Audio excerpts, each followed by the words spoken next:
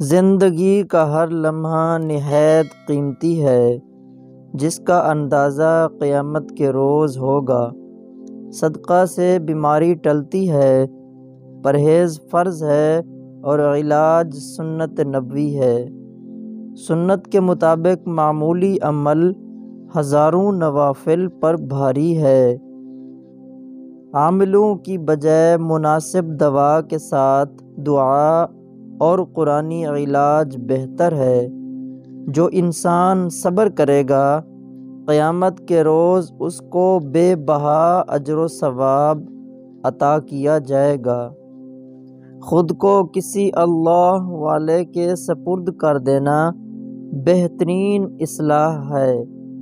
ندامت کے دو بڑے آنسو بڑے بڑے گناہوں کو بہا لے جاتے ہیں۔ سب سے اہم وظیفہ دعا ہے، جس کی قبولیت کے لیے اہلیت کی شرط نہیں۔ موجودہ دور میں دین کی بقا کے لیے مدارس کا وجود بڑی نعمت ہے۔ حرام چیزوں اور حرام کاموں سے ہمیشہ بچتے رہو، تمہاری دعائیں قبول ہونا شروع ہو جائیں گی۔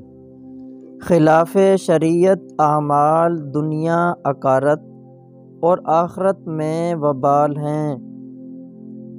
اللہ تعالیٰ سے سوال کرنے میں عزت اور لوگوں سے سوال کرنے میں ذلت ہے۔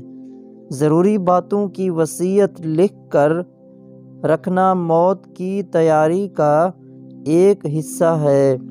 دولت مند بننا چاہتے ہو تو اپنی بیوی کے گلے میں سورۃ اخلاص لکھ کر لٹکا دو، پھر دولت کو آتا دیکھو۔ نیک لوگوں کی صحبت تم پر فرض ہے، جس میں دین و دنیا دونوں میں فائدہ ہے۔ دنیا کی سب سے قیمتی چیز قرآن پاک کے علاوہ اور کوئی چیز نہیں ہے۔